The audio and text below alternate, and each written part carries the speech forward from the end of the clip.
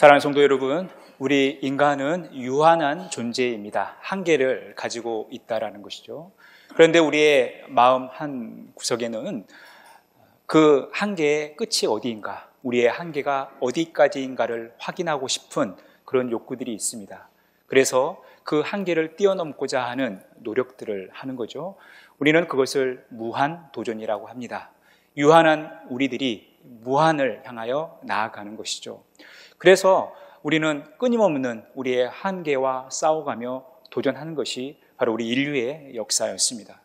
그런데 이 무한도전은 다른 한편으로는 무모한 도전으로 보일 때가 있다는 것이죠. 아무런 의미가 없고 쓸모없는, 또 잘 깨닫지 못하는 이런 도전들이 있다라는 것입니다. 여러분, 사진 하나를 보시면요, 이 사진은 봉우리와 봉우리 사이에 외주를 만들어 놓고 그 외줄 위에서 악기를 연주하는 모습입니다.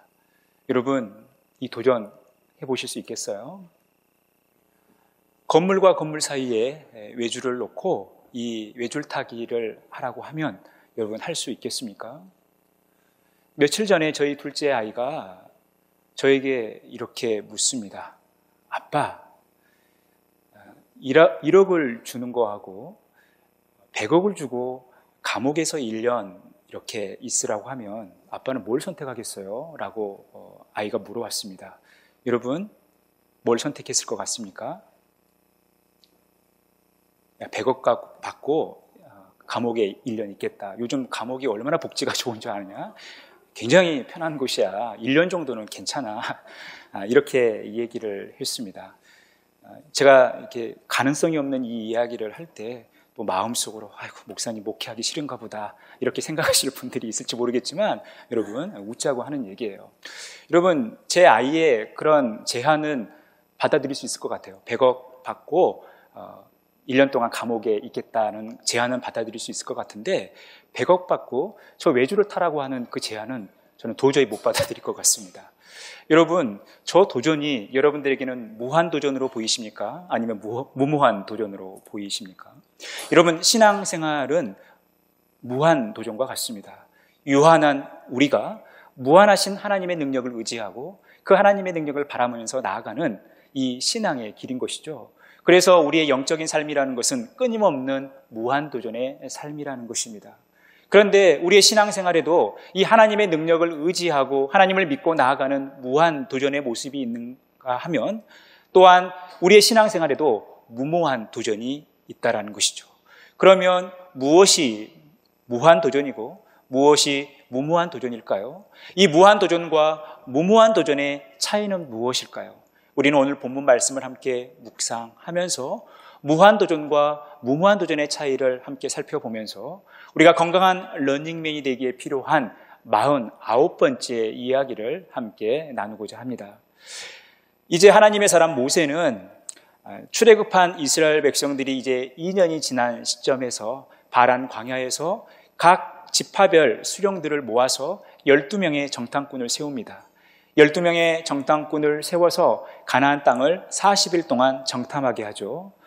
그 땅에 있는 사람들이 어떤 사람인지, 강한 사람들인지 약한 사람들인지, 그 사람들이 많은지 적은지, 또 그들이 거주한 땅이 비옥한 땅인지 그렇지 않은지, 그들이 살고 있는 그 성읍이 어떤 성읍인지, 그리고 거기에 나오는 나무의 열매들이 어떠한지를 확인하고 정탐하고 오라고 명령을 내리죠.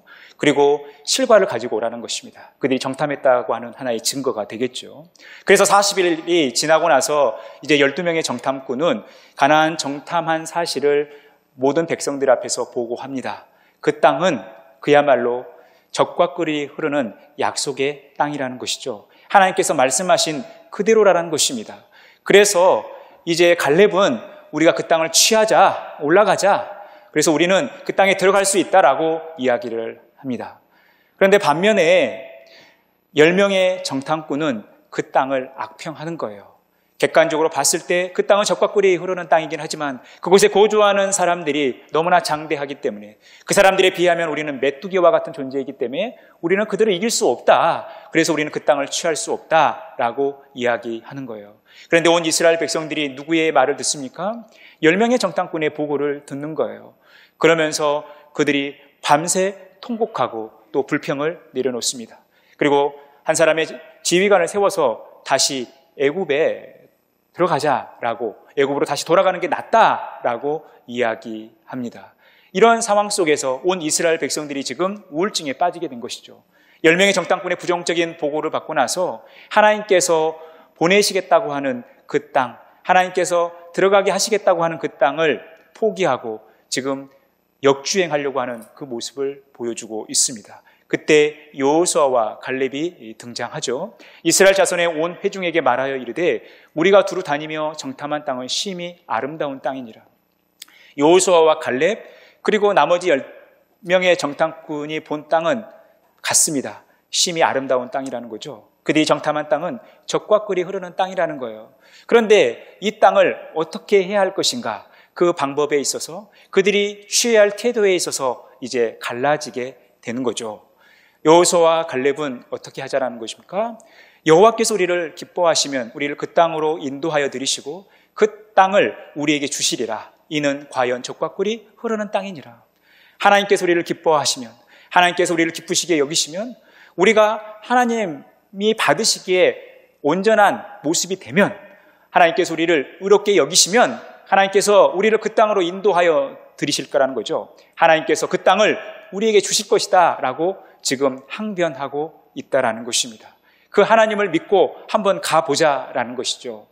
다만 여호와를 거역하지는 말라. 또 그 땅 백성을 두려워하지 말라. 그들은 우리의 먹이라. 그들의 보호자는 그들에게서 떠났고 여호와는 우리와 함께 하시느니라. 그들을 두려워하지 말라. 하나님을 거역하지 말라라는 거죠. 하나님을 반역하지 말라라는 거예요. 하나님께 불순종하지 말라라는 것입니다. 우리가 하나님을 거역하는 순간, 하나님을 배반하는 순간 우리에게 두려움이 찾아오는 것입니다. 그래서 그 땅 백성들을 두려워하지 말라라는 것이죠. 우리가 그들 앞에 메뚜기가 아니라 그들이 우리의 먹이라는 것입니다.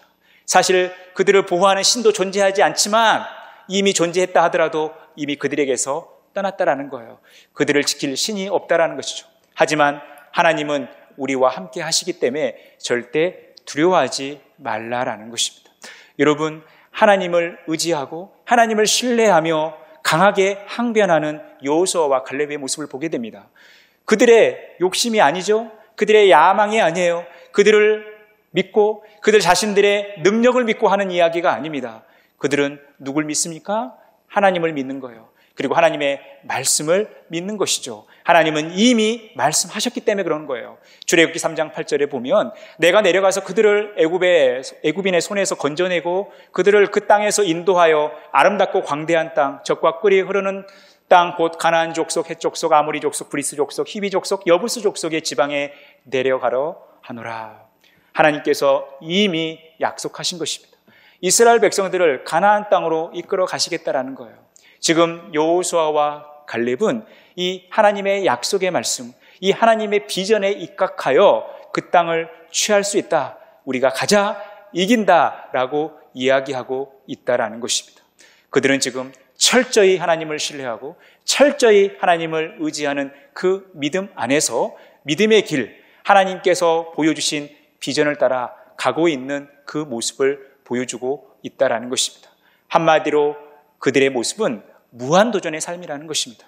자신들은 비록 객관적으로 봤을 때 가나안 사람들에 비하면 메뚜기와 같은 연약한 존재이지만 우리 곁에 하나님이 계시기 때문에 하나님께서 그 땅을 주신다고 약속하셨기 때문에 그 하나님을 믿고 나가면 우리가 능히 감당할 수 있다는 것입니다. 그 땅을 취할 수 있다는 것이죠. 그래서 지금 그들은 무한도전을 선언하고 있다는 것입니다. 반면에 이 여호수아와 갈렙과는 다른 생각을 많은 백성들이 하게 되는 거죠. 온 회중이 그들을 돌로 치려하는데요. 여러분, 여호수아와 갈렙은 지금 하나님을 향한 신실한 믿음을 드러내고 있어요. 하나님을 의지하는 믿음을 보여주고 있어요. 하나님의 그 진리의 말씀을 사수하려고 하는 모습을 보여주고 있어요. 그런데 우리가 하나님의 뜻대로 하나님 마음에 합하게 살아간다 하더라도 우리의 삶의 위기와 고비가 찾아올 수 있다는 것입니다. 지금 여호수아와 갈렙은 거짓말을 하지 않습니다. 하나님을 믿고 하나님의 말씀을 증거하고 있는 거예요. 하나님과 함께하는 무한도전의 삶을 선포하고 있는 것입니다. 그런데 그들에게 삶의 위기가 찾아온 거예요. 온 이스라엘 백성들이 여호수아와 갈렙을 돌로 치려고 합니다. 그런데 의인이 겪고 있는 고난과 고비, 위기 속에서 하나님은 침묵하지 않으신다는 거죠. 하나님께서 외면하지 않으시는 거예요. 하나님께서 지금 여호수아와 갈렙의 삶 가운데 개입하시는 겁니다. 10절에 보니까 그때 여호와의 영광이 회막에서 이스라엘 모든 자손에게 나타나시니라. 하나님께서 드디어 개입하시는 것입니다. 이스라엘 백성들이 여호수아와 갈렙을 돌로 치려고 할 때 하나님은 하나님의 영광을 드러내신 것입니다. 하나님의 살아계심을 온 이스라엘 백성들 가운데 드러내신다는 거예요. 그러면서 지금 이 이스라엘 백성들의 모습을 어떻게 평가하고 계십니까? 11절에 보니까 여호와께서 모세에게 이르시되 이 백성이 어느 때까지 나를 멸시하겠느냐? 내가 그들 중에 많은 이적을 행하였으나 어느 때까지 나를 믿지 않겠느냐? 지금 이 이스라엘 백성들의 모습은 하나님을 멸시하는 행위라는 것이죠. 하나님을 믿지 않는 불신앙의 모습이라는 것입니다. 하나님을 대적하는 행위라는 것입니다. 이스라엘 백성들이 출애굽할 때 하나님의 기적적인 능력, 하나님께서 이스라엘 백성들을 출애굽시키실 때 하나님의 위대하신 능력을 드러내셨기 때문에 그들이 출애굽에 성공할 수 있었던 것입니다. 홍해를 건널 때도 하나님의 초자연적인 기적을 통해서 홍해를 건널 수 있었던 것입니다. 그들이 배가 고플 때 하나님께서 만나를 주셨고 메추라기를 주셨어요. 그들이 목이 마를 때 반석을 통해서 물을 내셨습니다. 그들이 한 일은 아무것도 없었던 거죠. 하나님께서 그들에게 초자연적인 기적을 베풀어 주셨기 때문에 그 혜택 속에서 이스라엘 백성들은 지난 2년의 출애굽과 광야의 삶을 살았던 것입니다. 그런데 그런 하나님의 능력과 하나님의 기적을 경험했음에도 불구하고 그들은 여전히 하나님을 멸시하고 있다는 것입니다. 하나님을 믿지 못하고 있다는 거예요. 여전히 불신앙의 모습을 보여주고 있다는 것입니다. 그러면서 하나님은 이들에게 심판을 말씀하시는 거예요. 저들이 하나님을 멸시하고 하나님을 믿지 않으니까 저들이 심판을 당하는 것이죠. 이 광야에서 다 죽게 된다라는 것입니다. 이 하나님의 경고의 메시지가 얼마나 두려웠겠습니까? 그러다 보니까 이 이스라엘 백성들의 모습이 이제 돌변하기 시작하는 거예요. 40절에 보니까 아침에 일찍이 일어나 산 꼭대기로 올라가며 이르되 보소서 우리가 여기 있나이다. 우리가 여호와께서 허락하신 곳으로 올라가리니 우리가 범죄하였음이니이다. 조금 전만 하더라도 저들은 하나님을 거역했어요. 왜 하나님께서 우리를 출애굽시키셨고 이 광야로 이끌었고 왜 우리로 가나안 사람들에게 죽게 하냐라는 거예요. 하나님을 향한 원망과 불평, 하나님께서 세우신 모세와 아론에 대한 불평, 또 하나님의 비전을 이야기하고 있는 여호수아와 갈렙을 죽이려고 하는 그 행위들을 방금 전까지 했어요. 그런데 무서운 하나님의 경고의 말씀을 듣고 나서 그들의 태도가 돌변한 거죠. 그들이 이제 하나님 앞에 섰다라고 이야기하는 거예요. 그러면서 그들은 하나님께서 말씀하지 않는 산에 올라갑니다. 그리고 그들이 하나님 앞에 범죄하였다라고 고백을 하지만 여러분 그들이 회개한 것처럼 보여지지만 자신들의 잘못을 뉘우친 것처럼 보여지지만 이것은 진실일까요? 거짓일까요? 이들의 회개는 진짜 회개일까요? 가짜 회개일까요? 이들이 지금 신앙이 있어 보이는 것처럼 보이지만 하나님을 이야기하는 것 같지만 여러분 이들의 신앙은 진짜 신앙일까요? 가짜 신앙일까요? 그 이유를 41절에서 말씀합니다. 모세가 이르되 너희가 어찌하여 이제 여호와의 명령을 범하느냐 이 일이 형통하지 못하리라. 그들은 나름 하나님 앞에 자신들의 잘못을 뉘우치고 하나님께서 말씀하신 대로 그 땅을 취해야겠다라고 이야기하지만 타이밍이 맞지 않는 거예요. 지금 저들의 행위는 하나님의 명령을 범하는 일이라는 것입니다. 하나님의 말씀을 거스르는 일이에요. 하나님의 말씀을 거스르는 일이기 때문에 그들의 회개 역시도 온전한 회개가 아니라는 것입니다. 여러분, 진정한 회개라는 것은 하나님을 신뢰하는 것입니다. 진정한 회개라는 것은 하나님께서 원하시는 자리에 있는 것입니다. 하나님께서 원하시는 자리로 다시 돌아오는 것이 진정한 회개예요. 그런데 그들은 지금 산 꼭대기에 올라갑니다. 점령 전쟁을 하기 위해서 그들은 산 꼭대기로 올라가지만 그 자리는 하나님께서 가라한 자리가 아니에요. 하나님께서 원하시는 자리가 아니라는 것입니다. 그럼에도 불구하고 그들은 그 자리에 갔다라는 것은 이것은 하나님과 상관없는 일이고 결국 그러다 보니까 이 하나님과 상관없는 일을 하는 일은 형통할 수 없다라는 것이죠. 여호와께서 너희 중에 계시지 아니하니 올라가지 말라. 너희의 대적 앞에서 패할까노라. 아말렉인과 가나안인이 너희 앞에 있으니 너희가 그 칼에 망하리라. 하나님께서 함께 하시지 않는다라는 거죠. 그들이 하나님을 배반하니까, 그들이 하나님을 거역하니까 그들 가운데 하나님이 함께 하시지 않는 거예요. 하나님께서 함께 하시지 않으면 그들이 싸워봤자 소용이 없다라는 것입니다. 그들은 지게 돼 있다라는 거예요. 아말렉 사람들과 가나안 사람들에게 패하여 그 칼로 망하게 되어 있다라는 거예요. 그들의 모습은 하나님과 상관없는, 심지어 하나님을 거역하는 일이었기 때문에 그들이 원하는 일을 이룰 수 없는 거 아니겠어요? 너희가 여호와를 배반하였으니 여호와께서 너희와 함께 하지 아니하시리라. 그들의 배반은 하나님이 그들과 함께 하지 않는 모습으로 나타나는 것이죠. 하나님께서 함께 하시지 않겠다라고 분명히 선포함에도 불구하고 그들은 어떻게 합니까? 그들이 그래도 산 꼭대기로 올라갔고 여호와의 언약궤와 모세는 진영을 떠나지 아니하였더라.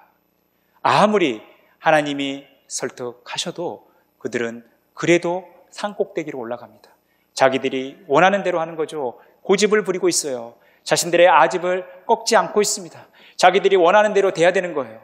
그래서 아무리 열정을 가지고 산 꼭대기에 올라가지만 심각한 문제는 하나님의 법궤는, 하나님의 임재의 상징이라고 할 수 있는 하나님의 언약궤는 본진에서 떠나지 않았다라는 것입니다. 그들만 산 꼭대기로 올라갔다라는 거죠. 하나님과 상관없는 일을 그들은 하고 있다라는 거예요. 아무리 열정이 있어도, 아무리 죄를 뉘우치는 것 같아도, 아무리 하나님을 이야기한 것 같아도 이들의 행위는 하나님과 상관없는 행위라는 것입니다. 여호수아와 갈렙이 하나님 말씀에 순종하며 하나님께서 원하시는 삶을 살아가는, 하나님을 의지하는 무한도전의 삶을 살았다면 나머지 백성들은 하나님과 상관없이 자기들의 고집을 가지고 자기들의 의지를 가지고 열정을 품는 무모한 도전을 하고 있다는 것입니다. 그러면 이 무모한 도전의 결과는 어떻습니까? 45절에 보니까 아말렉인과 산간지대에 거주하는 가나안인이 내려와 그들을 무찌르고 호르마까지 이르렀더라. 하나님께서 말씀하신 대로 정확히 되죠. 산간지대에 거주하는 가나안 사람들, 또 아말렉 사람들에 의해서 그들은 패하게 됩니다. 그곳에서 죽음을 맞이하게 되는 것이죠. 여러분, 이것이 하나님과 상관없는 무모한 도전의 결과라는 것입니다. 사실 이것은 시작에 불과한 거예요. 하나님께서 이미 민수기 13장에서 선포하셨습니다. 너희 시체가 이 광야에 엎드러질 것이라. 너희 중에서 20세 이상으로서 계수된 자, 곧 나를 원망한 자 전부가 여분네 아들 갈렙과 눈의 아들 여호수아 외에는 내가 맹세하여 너에게 살게 하리라 한 땅에 결단코 들어가지 못하리라. 그들의 불순종은, 그들의 하나님 앞에 거역한 이 모습으로 인하여 그들은 그 시체가 광야에 엎드려진다라는 것입니다. 출애굽 1세대들, 20세 이상 된 자들은 여호수아와 갈렙, 좀 더 정확하게는 제사장들 외에는 가나안 땅에 들어가지 못한다라는 것입니다. 다 광야에서 죽게 된다라는 거예요. 이것이 하나님의 선언인 것입니다. 하나님의 약속의 말씀이라는 거예요. 그들이 처음 하나님께서 말씀하실 때에 그 말씀에 순종하여 하나님이 원하시는 삶을 살았다면, 하나님과 함께하는, 하나님과 동행하는 삶을 살았다면 그들은 가나안 땅에 출애굽한 지 2년 만에 들어갈 수 있었을 텐데 그렇게 살지 않았기 때문에 그들은 40년 동안 광야에서 방황하다가 그곳에서 죽게 됐다라는 것입니다. 사랑하는 성도 여러분, 하지만 여호수아와 갈렙 그리고 하나님께 제사하는 일을 맡는 제사장들은 가나안 땅에 들어가게 된 것이죠. 여러분, 이것이 무한도전과 무무한도전의 차이인 것입니다. 사랑하는 성도 여러분, 여러분들은 어떠한 삶을 살겠습니까? 무한도전의 삶을 사시겠습니까? 아니면 무무한도전의 삶을 살겠습니까? 여러분들은 지금 무한도전의 삶을 살고 있습니까? 아니면 무무한도전을 하고 있습니까? 여러분, 우리가 어떻게 무한도전을 할 수 있겠어요? 내게 능력 주시는 자 안에서 내가 모든 것을 할 수 있느니라. 우리는 우리에게 능력 주시는 주 안에서, 주님 안에서 모든 것을 할 수 있다는 것입니다. 주님이 아니면 우리는 아무것도 할 수 없다는 것입니다. 우리는 주님 안에서 모든 것을 할 수 있는 거예요. 여러분, 우리가 아무리 경건의 모양을 가지고 있다 하더라도 주님이 함께 하시지 않으면, 주님 안에서 그 일들을 행하지 않으면 우리는 할 수 없다는 거예요. 또한 경건의 능력이 나타나지 못한다는 것입니다. 우리의 경건의 모양이 경건의 능력으로 나타나기 위해선 우리 안에 하나님의 능력이 공급되어야 된다는 것입니다. 하나님이 함께 하셔야만 우리는 능히 모든 일을 할 수 있다는 것입니다. 사랑하는 성도 여러분, 그래서 우리는 늘 하나님과 함께하는 삶을 사셔야 돼요. 여러분, 우리가 기도할 때도 하나님의 능력으로 기도하는 것입니다. 우리가 봉사할 때도 하나님의 능력으로 봉사하는 것입니다. 여러분, 우리가 예배할 때도 하나님의 능력으로 예배하는 것입니다. 그럴 때 하나님께서 우리에게 우리가 상상도 할 수 없는 놀라운 능력들을 베풀어 주시는 것입니다. 이스라엘 백성들이 40년 광야 생활 가운데 보여주셨던 그 놀라운 기적과는 비교할 수 없는 놀라운 일들을 우리에게 보여주실 것이고, 우리는 그 하나님을 바라보면서 무한도전의 삶을 살아가는 것입니다. 사랑하는 성도 여러분, 하나님을 믿으십니까? 하나님의 능력을 믿으십니까? 여러분 안에는 하나님이 계십니까? 그렇다면 여러분, 우리 앞에 놓인 많은 문제들이 있어도 이것을 더 이상 문제로 생각하지 마시기 바랍니다. 우리가 하나님의 능력을 우리가 믿고 있다면 우리는 무한도전의 삶을 살아가는 거예요. 우리의 한계를 뛰어넘는 삶을 살아갈 수 있다는 것입니다. 왜냐하면 우리에게 능력을 주시고 우리와 함께 하시는 하나님이 무한하신 하나님이기 때문에 우리는 그 하나님 믿고 무한한 삶을 살아갈 수 있는 것입니다. 반면에 하나님이 함께 하시지 않으면 우리의 삶은 무모한 도전이 되는 거예요. 그래서 고집 부릴 필요가 없는 것입니다. 하나님께서 하시면 우리가 하기 싫어도 다 하게 되어 있어요. 내가 못할 것 같아도 다 할 수 있어요. 그런데 내가 아무리 하고 싶어도 하나님이 원치 않으시고 하나님께서 허락하지 않으시고 하나님이 함께 하시지 않으면 여러분 할 수 없는 거예요. 안 되는 것은 안 되는 것입니다. 우리는 빨리 하나님 앞에 우리의 고집과 아집을 꺾으면서 하나님께서 원하시는 삶을 힘써 살아가야 하는 것입니다. 여러분, 고린도전서 13장은 사랑장이죠. 이 사랑에 대해서 말씀하면서 1절에서 3절 이렇게 말씀합니다. 내가 사람의 방언과 천사의 말을 할지라도 사랑이 없으면 소리나는 구리와 울리는 꽹과리가 되고, 내가 예언하는 능력이 있어 모든 비밀과 모든 지식을 알고 또 산을 옮길 만한 모든 믿음이 있을지라도 사랑이 없으면 내가 아무것도 아니요. 여러분, 사람의 방언을 하는 것, 천사의 말을 하는 것 얼마나 귀합니까? 그런데 사랑이 없으면 소리나는 구리와 울리는 꽹과리가 되는 거죠. 아무리 우리가 천사의 말을 한다 하더라도 이것이 소음이 되는 것입니다. 우리가 예언하는 능력이 있고 모든 하나님의 말씀의 비밀과 지식을 알고 있다 하더라도, 심지어 산을 옮길 만한 믿음이 있다 하더라도 사랑이 없으면 우리가 아무것도 아니라는 것입니다. 또한 내가 내게 있는 모든 것으로 구제하고 또 내 몸을 불사르게 내줄지라도 사랑이 없으면 내게 아무 유익이 없느니라. 여러분, 우리가 아무리 거룩한 삶을 살아가고 믿음의 행위처럼 보여지는 행동을 한다 하더라도 사랑이 없으면 아무것도 아니라는 것입니다. 사랑이 없으면 아무 유익이 안 된다는 거예요. 오히려 소음에 불과하다라는 것입니다. 여러분, 오늘 이 고린도전서 13장에서 보여주고 있는 이 사랑은 어떤 사랑입니까? 아가페, 신적 사랑이에요. 여러분, 이 신적 사랑, 이 아가페 사랑을 우리가 실천할 수 있습니까? 없습니까? 우리가 이 사랑을 할 수 있을까요? 없을까요? 이 고린도서 13장에서 말씀하고 있는 사랑은 이렇다라고 이야기하는데 이 사랑을 우리가 실천할 수 있을까요? 없을까요? 우리는 실천할 수 없는 거예요. 왜냐하면 우리는 인간이기 때문에.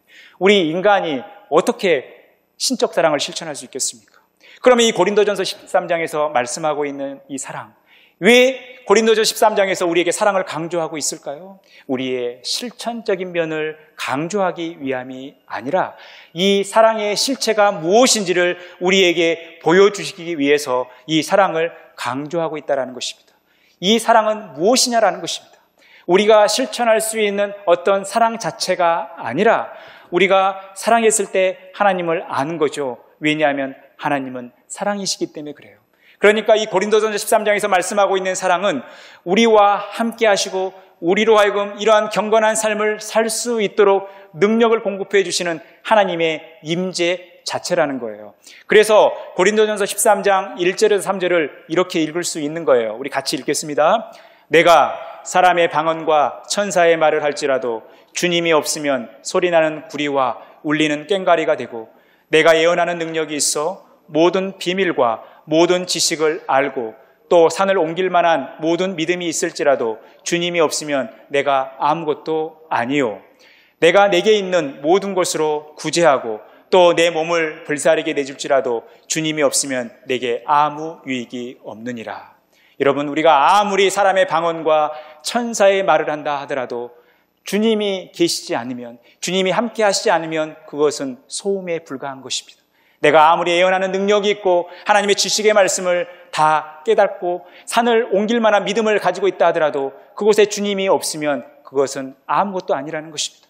내가 내 몸을 불살릴 정도로 남을 위하여 헌신하고 구제한다 하더라도 그곳에 주님이 없으면, 주님과 없는 상관없는 우리의 모든 행위는 아무 유익이 없다라는 것입니다. 그래서 또다시 이렇게 읽을 수 있는 거죠. 같이 읽겠습니다. 내가 사람의 방언과 천사의 말을 할지라도 말씀이 없으면 소리나는 구리와 울리는 꽹과리가 되고, 내가 예언하는 능력이 있어 모든 비밀과 모든 지식을 알고 또 산을 옮길 만한 모든 믿음이 있을지라도 말씀이 없으면 내가 아무것도 아니요. 내가 내게 있는 모든 것으로 구제하고 또 내 몸을 불사르게 내줄지라도 말씀이 없으면 내게 아무 유익이 없느니라. 하나님의 약속이 없으면, 하나님의 명령이 없으면, 하나님의 말씀이 없으면 우리가 하는 모든 행위들, 우리가 경건하다 생각되어지는 모든 일들, 우리의 모든 경건의 모양까지도 아무런 유익이 없고 아무것도 아니라는 것입니다. 그러니 여러분, 우리의 모든 행위 가운데 늘 하나님이 함께 하시고 하나님의 말씀과 동행하는 그런 복된 삶을 살아가시기를 간절히 바랍니다. 여러분, 우리가 기도할 때, 우리가 말씀을 볼 때, 우리가 봉사를 할 때, 섬길 때, 다른 사람을 대할 때 여러분 늘 하나님께서 함께 하시는 삶, 하나님께서 역사하시는 삶을 살아가셔야 된다는 것입니다. 여러분, 교회 안에 얼마나 사랑이 남용되는지 몰라요. 우리가 사랑해야 된다, 사랑해야 된다, 용서해야 된다, 품어야 된다, 많은 이야기들을 합니다. 물론 여러분, 다른 사람들의 약점들을 우리가 늘 수용하고 포용하고 용서하고 사랑하는 삶을 살아야 됩니다. 그런데 반드시 기억해야 될 것은 그 사랑이 온전한 사랑이 되기 위해선 하나님이 함께 하셔야 된다는 거예요. 하나님께서 말씀하실 때에 다른 사람들을 불쌍히 여기는 거예요. 하나님께서 말씀하실 때 다른 사람들을 용서하시는 거예요. 하나님이 함께 하실 때 다른 사람들의 모든 약점들을 보완하면서 채워주는 삶을 살아가는 것입니다. 그 하나님이 함께 하시고 하나님께서 친히 역사하시는 그 하나님의 임재 자체가 빠진 사랑은 진짜 사랑이 아니라는 거예요. 우리의 모든 믿음의 행위, 우리의 모든 거룩해 보이는 행위들이 바로 주님이 빠지면 아무것도 아니라는 것입니다. 사랑하는 성도 여러분, 그래서 우리는 늘 우리의 삶들을 점검하셔야 돼요. 내가 하는 행동이 하나님께서 말씀하신 행동인가? 하나님께서 원하시는 행동인가? 내가 하는 일들이 하나님께서 명령하시고 또한 하나님께서 친히 함께 하시면서 하나님이 이루시는 일인가? 여러분, 이것들을 늘 점검하셔야 되는 것입니다. 사랑하는 성도 여러분, 우리는 유한한 존재입니다. 우리는 유한한 존재이지만 우리는 무한 도전을 할 수 있는 거예요. 그래서 우리는 늘 무한 도전의 삶을 살아가야 됩니다. 또한 우리의 삶이, 우리의 신앙이 무모한 도전이 되지 않도록 해야 한다는 것입니다. 여러분, 우리의 삶이 무한 도전과 무모한 도전으로 나타난다. 여러분, 그 차이가 무엇이겠습니까? 우리는 무한 도전을 할 수도 있고 무모한 도전을 할 수도 있어요. 똑같은 상황, 똑같은 환경 속에 우리가 거하지만 우리의 도전이 무한 도전이 된다는 것은 거기에 하나님의 말씀과 순종이 있는 것입니다. 하지만 무모한 도전은 인간의 불순종과 탐욕만 있는 것이에요. 그래서 무한 도전은 하나님께서 함께 하시지만 무모한 도전은 하나님께서 함께 하시지 않는 것입니다. 그래서 무한 도전은 하나님의 의지와 열심으로 이루어지는 거예요. 그런데 무모한 도전은 인간의 의지와 열심으로 이루어집니다. 그러니 그 결과가 어떻게 나타납니까? 무한 도전은 그대로 이루어지는 거예요. 그런데 무모한 도전은 그대로 이루어지지 않는 것입니다. 이것이 무한 도전과 무모한 도전의 차이예요. 그래서 무한 도전을 하는 사람들은 그 입술에서 무엇을 고백하느냐? 주님이 다 하셨습니다. 하나님이 다 하셨습니다라고 고백을 하는 거예요. 그런데 무모한 도전을 하는 사람들의 입술에는 어떤 말들을 하는가? 내가 했습니다, 우리가 했습니다라고 이야기하는 거예요. 여러분, 우리는 연약하고 부족한 존재이지만 하나님이 함께 하시면 되는 것입니다. 우리는 우리의 한계와 우리의 연약한 모습을 뛰어넘어 역사하시는 그 하나님을 신뢰하며 나가는 것입니다. 우리 이사야 60장 21절에서 22절 말씀을 함께 읽고 말씀을 마무리하겠습니다. 내 백성이 다 의롭게 되어 영원히 땅을 차지하리니 그들은 내가 심은 가지요 내가 손으로 만든 것으로서 나의 영광을 나타낼 것인즉 그 작은 자가 천명을 이루고 그 약한 자가 강국을 이룰 것이라. 때가 되면 나 여호와가 속히 이루리라. 여러분, 우리는 작은 자일 수 있어요. 우리는 약한 자일 수 있어요. 그런데 작은 우리가 천명을 이룰 수 있다는 것입니다. 약한 우리가 강국을 이룰 수 있다는 거예요. 왜입니까? 하나님께서 그 일을 이루시기 때문에 그런 것입니다. 하나님께서 하시기 때문에 우리는 작은 자이지만 천명을 이룰 수 있고 약한 자이지만 강국이 될 수 있다는 것입니다. 하나님께서 그렇게 우리를 세우신 거예요. 우리의 모습을 통해서 무한도전하는, 하나님을 믿고 하나님을 의지하며 하나님과 함께 무한도전에 임하는 우리들을 통해서 하나님은 하나님의 영광을 나타내시기 위해 우리를 세우셨고 우리를 그 무한도전의 현장에 있게 하는 것입니다. 사랑하는 성도 여러분, 우리는 비록 연약하고 부족하지만, 우리는 약하지만 하나님을 신뢰하시기를 바랍니다. 하나님을 믿고 우리의 생각을 뛰어넘는, 우리의 힘을 뛰어넘는, 우리의 한계를 뛰어넘는 놀라운 무한도전에 한번 나가보셨으면 좋겠어요. 그래서 하나님께서 이루신 일들을 우리가 다 경험하고 그 현장에 있었으면 좋겠습니다. 사랑하는 성도 여러분, 주님께 가까이 나아가는 건강한 러닝맨이 되기 위해서 우리에게 필요한 것은 하나님을 끝까지 신뢰하며 나아가는 무한도전의 삶입니다.